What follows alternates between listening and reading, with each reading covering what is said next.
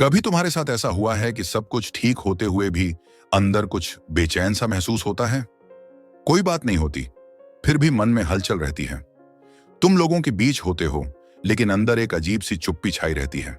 दिन भर काम करते रहते हो, लेकिन रात को जब सब सो जाते हैं, तब वो अंदर की आवाज फिर से उठ खड़ी होती है। आखिर मैं किससे भाग रहा हूं? यही तो है हमारे मन का असली शोर, जो कभी रुकता ही नहीं। कभी पछतावे की आवाज बनकर, कभी डर की, कभी उम्मीद की।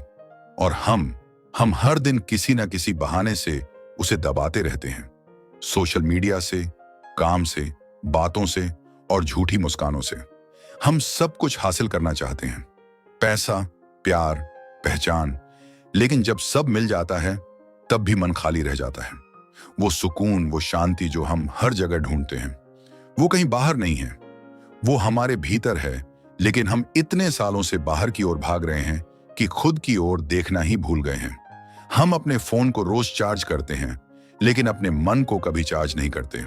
हम दूसरों को सुनते हैं, लेकिन खुद को नहीं। और यही कारण है कि हम बाहर से खुश दिखते हैं, लेकिन भीतर से टूटे हुए होते हैं। The art of inner Callum तुम्हें सिखाएगी कि इस शोर को कैसे सुनना है, उसे कैसे समझना है और फिर उसे शांत कैसे करना है। ये किताब मेडिटेशन नहीं है, ये एक इनर जर्नी है, खुद से मिलने की, खुद को समझने की और खुद को स्वीकार करने की। क्योंकि जब तुम खुद को समझ लेते हो, तो बाकी सारी दुनिया अपने आप समझ में आने लगती है।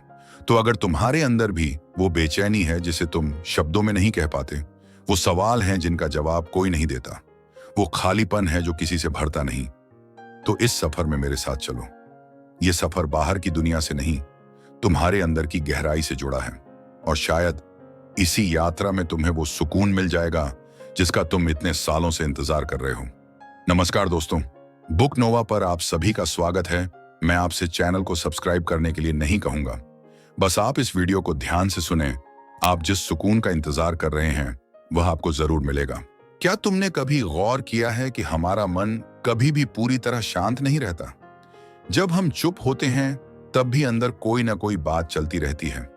यादें, डर, भविष्य की चिंता, किसी की कही हुई बात, सब एक साथ घूमती रहती हैं। जैसे हमारे भीतर कोई रेडियो चालू है जो कभी बंद ही नहीं होता। हम बाहर से शांत दिखते हैं, लेकिन अंदर एक लगातार चलने वाली बहस होती रहती है। कभी अपने आप से नाराज होते हैं, कभी दूसरों से।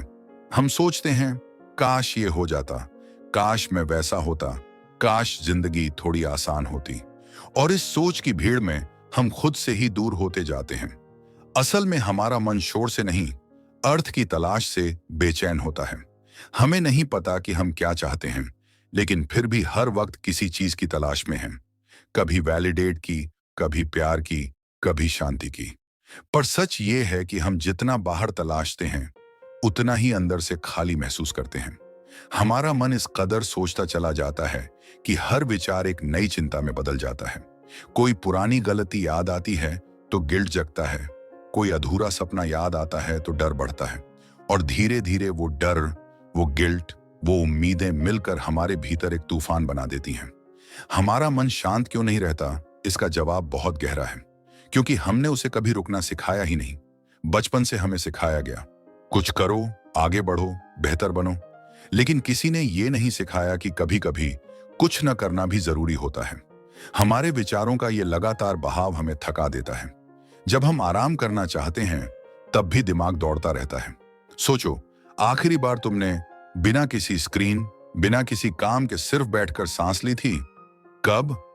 शायद याद ही नहीं। यही वजह है कि हमारा मन थक चुका है, लेकिन उसे आराम करना नहीं आता। हमारी सबसे बड़ी गलती यह है कि हम सोच को ही समाधान समझ बैठे हैं। जब कोई दिक्कत आती है, हम सोचते हैं और ज्यादा सोचते हैं। लेकिन जितना ज्यादा सोचते हैं, उतना ही उलझते जाते हैं। ये ऐसा है जैसे किसी तूफान के बीच में खड़े होकर हवा को रोकने की कोशिश करना।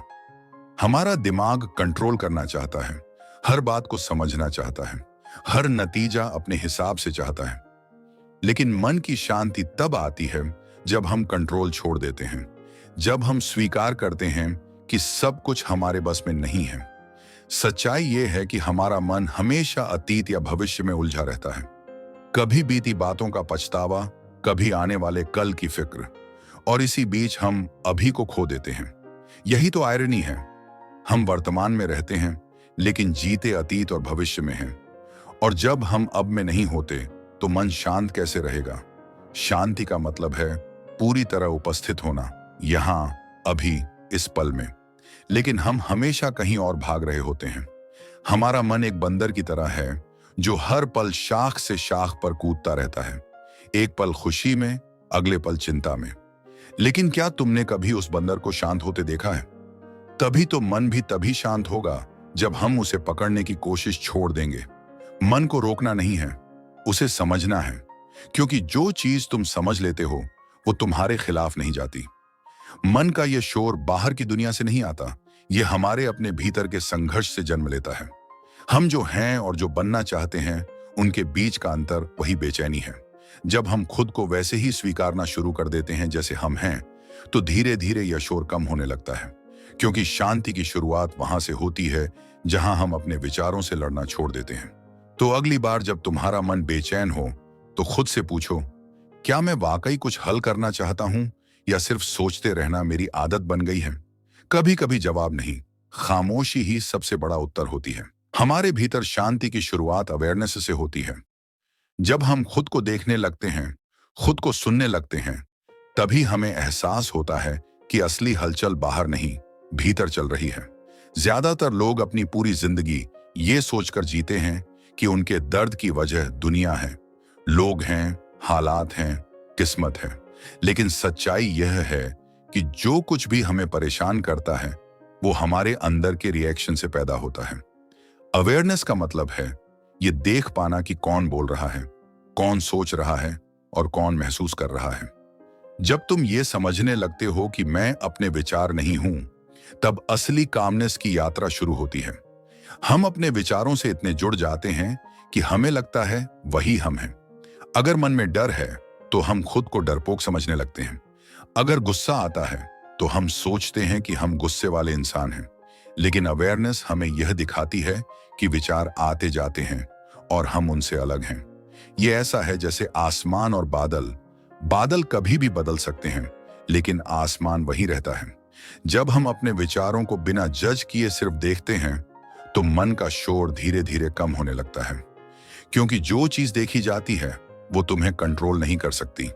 अवेयरनेस कोई बड़ी तकनीक नहीं, बल्कि एक बहुत साधारण सी बात है, प्रेजेंट मोमेंट को महसूस करना। जब तुम खाते हो तो सिर्फ खाना, जब चलते हो तो सिर्फ चलना, जब सांस लेते हो तो सिर्फ सांस को महसूस करना। लेकिन हम ऐसा कब करते हैं? हमारा शरीर यहां होता है पर मन कहीं और। हम खाना खाते हुए फोन देखते हैं, चलते हुए सोचते हैं कि आगे क्या होगा, और बात करते हुए किसी और की यादों में खोए रहते हैं। यही कारण है कि हम कभी पूरे पल को महसूस ही नहीं करते। और जब हम पल में नहीं होते तो मन में शांति कैसे होगी? अवेयरनेस हमें अपने अंदर के ऑब्जर्वर से मिलवाती है, वो हिस्सा जो हमेशा शांत रहता है, जो सब देखता है लेकिन किसी चीज में उलझता नहीं। जब हम खुद को ऑब्जर्व करते हैं, अपने थॉट्स, इमोशंस, रिएक्शंस को, तो हमें एहसास होता है कि हमारी हर भावना बस कुछ पलों की विजिटर है। जैसे ही हम उन्हें देखने लगते हैं, वो खुद ही फेड होने लगती हैं। अवेयरनेस का मतलब कंट्रोल नहीं, एक्सेप्टेंस है। जब तुम अपने गुस्से को देख लेते हो बिना उसे दबाए, तब वो कमजोर पड़ जाता है। जब तुम अपने डर को महसूस करते हो बिना भागे, तब वो धीरे धीरे पिघलने लगता है। यही कामनेस की जड़ है, चीजों को वैसे ही देखना जैसे वो हैं, बिना उन्हें अच्छा या बुरा कहे। अवेयरनेस एक मिरर की तरह है जो साफ दिखा देता है कि तुम्हारे अंदर क्या चल रहा है। और जब तुम खुद को देखने लगते हो तो खुद को हील करने लगते हो। तुम्हें समझ आता है कि तुम्हारे अंदर बहुत सी अनकही बातें हैं, बहुत से दर्द हैं, बहुत सी अधूरी भावनाएं हैं। अवेयरनेस तुम्हें उनसे भागने नहीं देती, बल्कि उन्हें जेंटली एम्ब्रेस करना सिखाती है, क्योंकि जो तुम स्वीकार लेते हो वो तुम्हें परेशान करना बंद कर देता है। हम हमेशा ये सोचते हैं कि हमें कुछ बड़ा करना होगा इनर पीस पाने के लिए, लेकिन सच ये है कि तुम्हें बस जागरूक होना है। तुम्हें अपने ही अंदर का विटनेस बनना है। अवेयरनेस तुम्हें माइंड से बाहर और सोल के करीब ले जाती है। धीरे धीरे तुम्हें एहसास होता है कि तुम वो नहीं जो सोचते हो, तुम वो हो जो देखता है कि तुम सोच रहे हो, और यही समझ सबसे बड़ी मुक्ति देती है। तो अगली बार जब तुम्हारा मन बेचैन हो, खुद से लड़ना मत, बस ऑब्जर्व करो, सांस लो, महसूस करो, और अपने अंदर की उस जगह को पहचानो जहां कोई शोर नहीं, सिर्फ एक शांत गहरी उपस्थिति है। वहीं से शुरू होती है अवेयरनेस, और वहीं से शुरू होती है तुम्हारी इनर काम की असली यात्रा। हमारी जिंदगी की सबसे बड़ी उलझन यही है कि हम सब कुछ कंट्रोल करना चाहते हैं, अपनी लाइफ, अपने रिश्ते, अपनी भावनाएं, यहां तक कि अपने भविष्य को भी। हमें लगता है कि अगर सब कुछ हमारे हिसाब से चले तो हम खुश रहेंगे, लेकिन सच तो यह है कि जितना हम चीजों को पकड़ने की कोशिश करते हैं, उतना ही वो फिसलती चली जाती है, और इस पकड़ में ही छिपा है हमारा सबसे बड़ा तनाव। हम हर चीज को अपने मन मुताबिक बनाना चाहते हैं, लेकिन जिंदगी की खूबसूरती ही इस बात में है कि वो हमारी मर्जी से नहीं चलती। लेटिंग गो का मतलब है यह स्वीकार करना कि हर चीज को नियंत्रित करना जरूरी नहीं। हम सोचते हैं कि अगर हम छोड़ देंगे तो हार जाएंगे, लेकिन छोड़ देना हार नहीं है, ये समझ है कि कुछ चीजें हमारी नहीं हैं, कुछ वक्त हमारे नहीं हैं, और कुछ लोग हमारे साथ हमेशा नहीं रहेंगे। जब हम कंट्रोल छोड़ते हैं तो हम जिंदगी के प्रवाह पर भरोसा करना सीखते हैं। लेटिंग गो का मतलब है खुद को सरेंडर करना, ये मान लेना कि ब्रह्मांड तुम्हारे खिलाफ नहीं, तुम्हारे साथ है। जब तुम हर नतीजे को अपने नियंत्रण में रखना छोड़ देते हो, तब तुम पहली बार सुकून से सांस लेना सीखते हो। कंट्रोल की चाह सबसे ज्यादा तब दिखती है जब हमें किसी इंसान से लगाव होता है। हम चाहते हैं कि वो हमारे जैसा सोचे, वैसा ही महसूस करे, और हमें वैसे ही समझे जैसे हम चाहते हैं। लेकिन क्या कभी ऐसा हुआ है? नहीं, क्योंकि हर इंसान अपने अनुभवों, अपने डर और अपने विचारों से बना है। लेटिंग गो का मतलब किसी को छोड़ देना नहीं, बल्कि उसे जैसे वो है वैसे ही स्वीकार लेना है।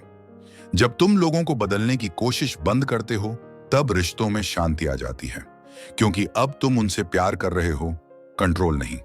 कभी कभी हम अपने अतीत को भी पकड़ कर रखते हैं, कोई गलती, कोई दर्द, कोई अधूरा सपना। हमें लगता है अगर हम उसे बार बार सोचेंगे तो शायद कुछ बदल जाएगा, लेकिन नहीं, जितना तुम अतीत को पकड़ते हो उतना ही वो तुम्हें पकड़ लेता है। लेटिंग गो का मतलब है खुद को उस कैद से आजाद करना। अतीत को भूलना नहीं, बल्कि यह समझना कि जो बीत गया वो तुम्हें गिराने नहीं बल्कि सिखाने आया था। हर दर्द, हर गलती, हर नुकसान तुम्हें मजबूत बनाने के लिए था। और जब तुम ये समझ जाते हो, तब तुम अतीत से लड़ना छोड़ देते हो। हम यह भी नहीं समझते कि जिंदगी में कुछ भी स्थायी नहीं है। लोग, हालात, मौके सब बदलते हैं, लेकिन हमारी सबसे बड़ी समस्या यह है कि हम उस बदलाव का विरोध करते हैं। लेटिंग गो का मतलब है इस सच्चाई को स्वीकार करना कि सब कुछ अस्थायी है। जब तुम बदलाव को दुश्मन नहीं, शिक्षक की तरह देखना सीखते हो, तब तुम्हारा डर खत्म हो जाता है, क्योंकि फिर तुम्हें एहसास होता है कि हर अंत किसी नई शुरुआत का संकेत है। छोड़ देना आसान नहीं होता, क्योंकि हमारा मन पकड़ने में ही सुरक्षित महसूस करता है, लेकिन जो पकड़ तुमने बना रखी है वही तुम्हें अंदर से जकड़ रही है। लेटिंग गो का पहला कदम है भरोसा करना। भरोसा कि जो तुम्हारे लिए है वो कभी तुमसे दूर नहीं जाएगा, और जो चला गया वो कभी तुम्हारा था ही नहीं। जब तुम कंट्रोल छोड़ते हो तो जिंदगी का प्रवाह खुद तुम्हें वहां ले जाता है जहां तुम्हें जाना चाहिए। तुम्हें लगता है तुम कुछ खो रहे हो, लेकिन असल में तुम खुद को पा रहे होते हो, क्योंकि जब तुम छोड़ देते हो तो तुम्हारे हाथ खाली होते हैं, और खाली हाथ ही सबसे ज्यादा ग्रहणशील होते हैं। तभी तो असली शांति वहीं आती है जहां हम कंट्रोल छोड़ना सीखते हैं। कभी कभी सुकून पाने के लिए कुछ पाने की नहीं, बल्कि कुछ छोड़ने की जरूरत होती है, और वही छोड़ना, लेटिंग गो, तुम्हें उस इनर काल्म तक पहुंचाता है जहां कोई डर नहीं, कोई तनाव नहीं, सिर्फ एक गहरी स्वतंत्रता है खुद होने की। कभी कभी जिंदगी इतनी तेज भागती है कि हमें खुद का ही एहसास नहीं रहता। हर दिन हम कुछ ना कुछ करने की जल्दी में होते हैं। सुबह उठते ही मोबाइल उठाना, भागते हुए काम पर जाना, दिमाग में अनगिनत विचारों का तूफान। लेकिन अगर तुम जरा रुक कर ध्यान दो तो देखोगे कि इस सारे हंगामे के बीच एक चीज हमेशा तुम्हारे साथ है, तुम्हारी सांस। ये वही चीज है जो तब भी चलती है जब तुम खुश होते हो, दुखी होते हो, गुस्से में होते हो या डर में। लेकिन अफसोस, हम में से ज्यादातर लोग अपनी सांस को कभी महसूस ही नहीं करते। जबकि यही वो दरवाजा है जो हमें इनर काम की दुनिया में ले जा सकता है। सोचो, जब भी तुम गुस्से में होते हो, तुम्हारी सांस तेज चलने लगती है। जब डर लगता है तो सांस रुक सी जाती है। और जब तुम पूरी तरह शांत होते हो, किसी सुंदर जगह पर या किसी अपने के साथ, तो सांस गहरी और सहज हो जाती है। इसका मतलब क्या हुआ? इसका मतलब ये कि सांस सिर्फ ऑक्सीजन का एक्सचेंज नहीं है, बल्कि यह तुम्हारे मन की भाषा है। और जब तुम अपनी सांस को समझ लेते हो, तब तुम अपने मन पर महारत हासिल करना शुरू कर देते हो। प्राचीन योगियों ने हजारों साल पहले यह बात समझ ली थी। उन्होंने कहा था कि अगर मन को स्थिर करना है तो पहले श्वास को स्थिर करो, क्योंकि मन और सांस दोनों एक ही धागे से बंधे हैं। अगर एक हिलेगा तो दूसरा भी हिलेगा, और अगर एक शांत होगा तो दूसरा भी शांत होगा। लेकिन आज की भागदौड़ भरी जिंदगी में हमने अपनी इस सबसे बड़ी शक्ति को नजरअंदाज कर दिया है। हम सोचते हैं कि मेडिटेशन कोई बड़ा कठिन अभ्यास है, जबकि सच तो यह है कि बस कुछ मिनट तक अपनी सांस पर ध्यान देना भी एक ध्यान है। जब तुम धीरे धीरे सांस लेते हो और महसूस करते हो कि हवा तुम्हारे अंदर जा रही है और बाहर आ रही है, तो अचानक तुम्हारा ध्यान वर्तमान क्षण में लौट आता है। न कोई अतीत की चिंता, न भविष्य का डर, सिर्फ अभी की अनुभूति। और यही अभी वो जगह है जहां सच्ची शांति बसती है। यही वो क्षण है जब मन के सारे शोर अपने आप शांत होने लगते हैं। तुम्हें कुछ करने की जरूरत नहीं होती, बस महसूस करने की जरूरत होती है। लेकिन शुरुआत में दिक्कत होती है, क्योंकि हमारा मन हमेशा भागने का आदी है। वो हर वक्त किसी विचार, किसी काम, किसी डर में उलझा रहता है। इसलिए जब तुम पहली बार अपनी सांस पर ध्यान लगाते हो तो मन बार बार भटकता है। लेकिन बस यही वह पल है जहां अभ्यास शुरू होता है।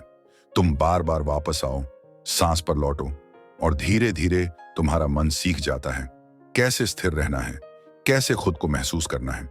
धीरे धीरे तुम्हें एहसास होगा कि सांस सिर्फ शरीर की नहीं, आत्मा की भी ताकत है। यह हर उस चीज से तुम्हें जोड़ती है जो जीवित है। तुम देखोगे कि हर श्वास के साथ जैसे भीतर का बोझ हल्का होता जा रहा है। हर श्वास छोड़ते वक्त जैसे सारी थकान, तनाव और बेचैनी बाहर निकल रही है।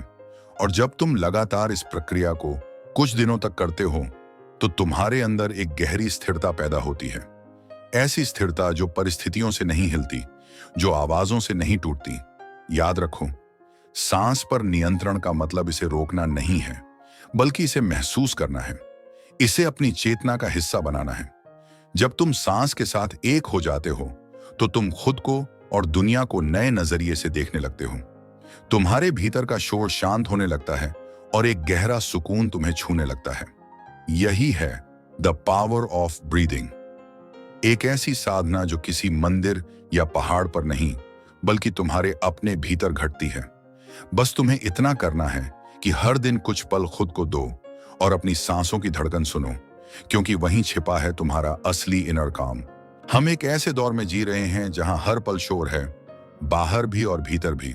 सुबह उठते ही मोबाइल की नोटिफिकेशन की आवाज, दिन भर लोगों की बातें, गाड़ियों का हॉर्न, सोशल मीडिया की भीड़, और रात को दिमाग में घूमते अनगिनत विचार। ऐसा लगता है जैसे हम हर वक्त किसी नॉइज के घेरे में हैं, जहां एक पल की भी खामोशी मिलना किसी सपने जैसा है। लेकिन अगर तुम गहराई से देखो तो समझोगे कि असली लग्जरी अब बड़ी गाड़ियां या महंगे कपड़े नहीं हैं। असली लग्जरी है शांति।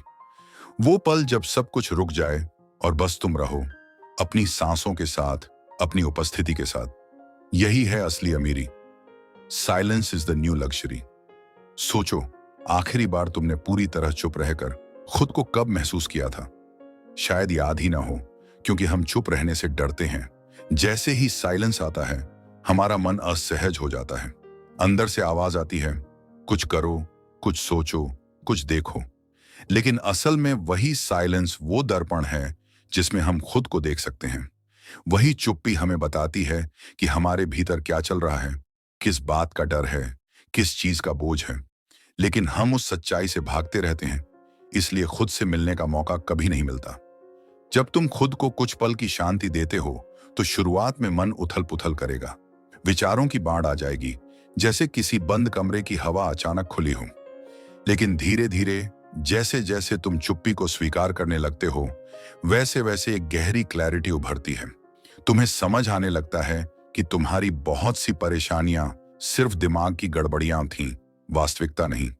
साइलेंस तुम्हें यह ताकत देता है कि तुम चीजों को वैसा देख सको जैसी वे हैं, बिना किसी शोर, बिना किसी भ्रम के।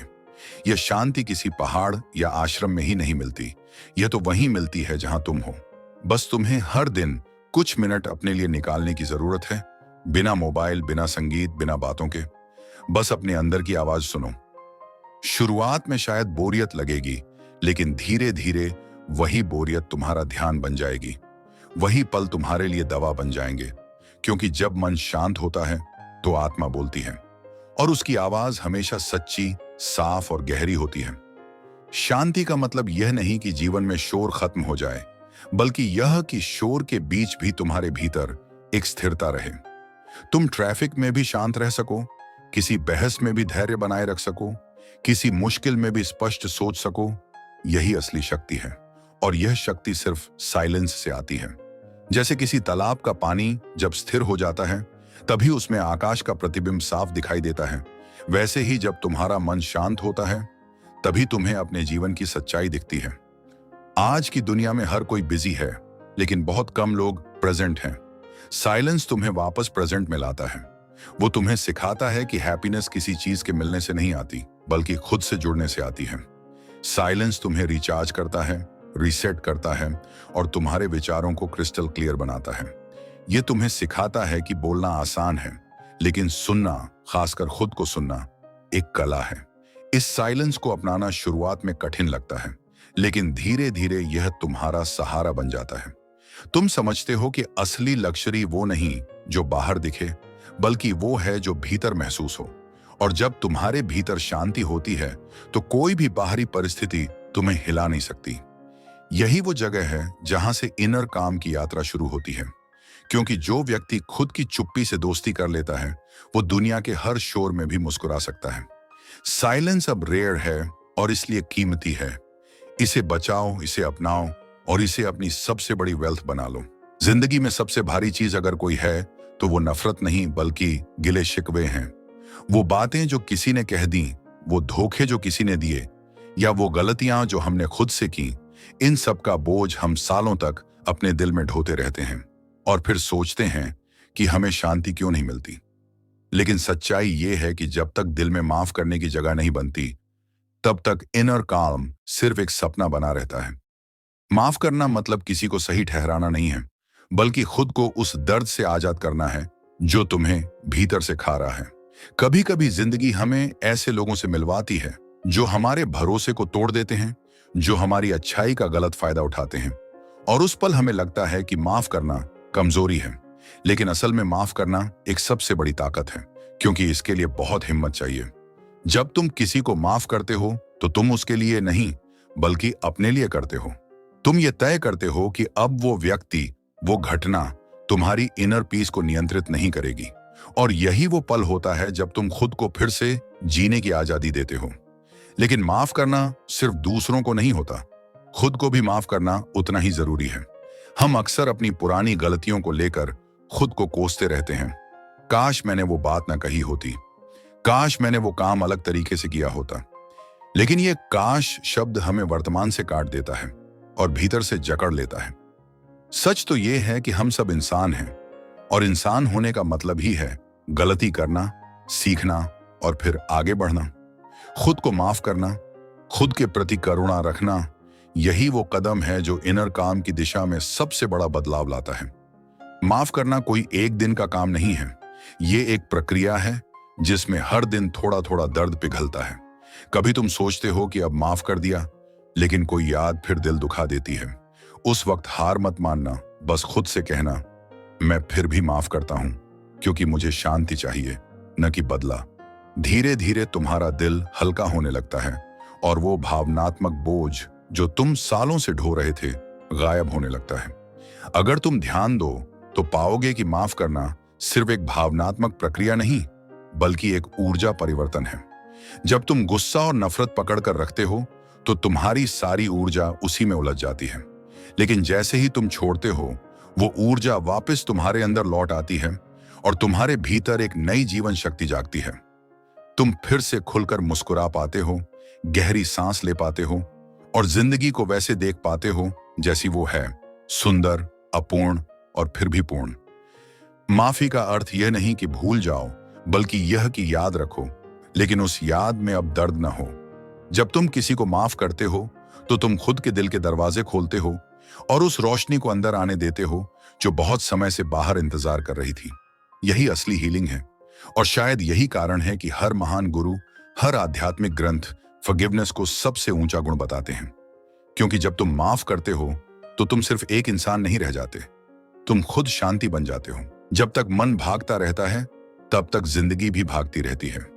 हमारे विचार कभी रुकते नहीं, हर पल कुछ ना कुछ सोचते रहते हैं, कभी अतीत का पछतावा, कभी भविष्य की चिंता, और इस बीच हम वर्तमान को खो देते हैं।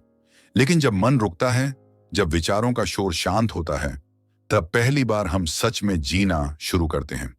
असली आजादी, असली शांति, असली सुकून वो बाहर नहीं, बल्कि उसी जगह है जहां मन थम जाता है। यही है द स्टिल माइंड की स्थिति, जहां कुछ करने की जरूरत नहीं होती, बस होने की जरूरत होती है। सोचो, जब तुम किसी पहाड़ की चोटी पर खड़े होकर सूरज ढलते हुए देखते हो, उस पल कुछ नहीं सोचते, बस देखते हो। वही एक क्षण होता है जहां विचार खत्म हो जाते हैं और अनुभव शुरू होता है। वही पल है जहां तुम खुद और इस ब्रह्मांड के बीच कोई दूरी महसूस नहीं करते। यही स्टिल माइंड की अवस्था है, जहां मन और जीवन एक लय में बहते हैं। यहां कोई डर नहीं, कोई तुलना नहीं, कोई अपेक्षा नहीं, बस सन्नाटा, लेकिन उस सन्नाटे में एक गहरी जीवंतता। मन को शांत करना किसी युद्ध जैसा नहीं है, बल्कि उसे समझना है। हम जितना उसे रोकने की कोशिश करते हैं, वो उतना भागता है। लेकिन जब हम उसे देखने लगते हैं, बिना जज किए, बिना दबाव डाले, तब वो खुद ब खुद थमने लगता है। यही जागरूकता की ताकत है। जब तुम विचारों के ऊपर उठ जाते हो, तब समझ में आता है कि विचार तुम नहीं हो, बल्कि तुम वो चेतना हो जो विचारों को देख रही है। और जैसे ही ये समझ आती है, भीतर एक नई रोशनी जल उठती है। एक स्थिर मन का मतलब यह नहीं कि तुम्हारे जीवन में चुनौतियां नहीं होंगी, बल्कि यह कि चाहे कितनी भी आंधियां चलें, तुम्हारे भीतर की ज्योति नहीं बुझेगी। तुम्हारा मन किसी शांत झील की तरह हो जाएगा। बाहर लहरें उठती रहेंगी, लेकिन नीचे का पानी स्थिर रहेगा। यही वो अवस्था है जहां निर्णय साफ होते हैं, शब्द मधुर होते हैं और कर्म सटीक होते हैं। यही वो जगह है जहां से प्रेम, करुणा और सच्ची बुद्धि का जन्म होता है। जिंदगी का उद्देश्य सिर्फ दौड़ना नहीं, बल्कि ठहर कर उस यात्रा को महसूस करना भी है। जब मन रुकता नहीं तो जीवन रुक जाता है, क्योंकि हम हर चीज को सोचने में इतना खो जाते हैं कि जीना भूल जाते हैं। लेकिन जब मन रुकता है, जब तुम बस होने की अवस्था में पहुंचते हो, तब हर पल एक उत्सव बन जाता है। तुम पत्तों की सरसराहट सुन पाते हो, हवा की ठंडक महसूस कर पाते हो और खुद को प्रकृति के हिस्से की तरह अनुभव करते हो। अब अगर तुमने इस पूरी यात्रा को ध्यान से सुना है, तो तुम्हें समझ आ गया होगा कि इनर काम कोई तकनीक नहीं, बल्कि एक जीवन शैली है। यह शुरू होती है अवेयरनेस से, गहराती है लेटिंग गो से, मजबूत होती है साइलेंस और फॉरगिवनेस से, और पूर्ण होती है एक स्टिल माइंड में। यही वो बिंदु है जहां आत्मा अपने असली रूप में लौट आती है, शुद्ध, शांत और पूर्ण। अगर तुम भी अपने भीतर इस शांति को जगाना चाहते हो, तो आज से ही शुरुआत करो। हर दिन कुछ पल खुद के लिए रखो, सांस को महसूस करो, चुप्पी को अपनाओ और खुद को माफ करना सीखो। धीरे धीरे तुम्हारा मन खुद स्थिर होने लगेगा और वही होगा तुम्हारे जीवन का सबसे सुंदर परिवर्तन।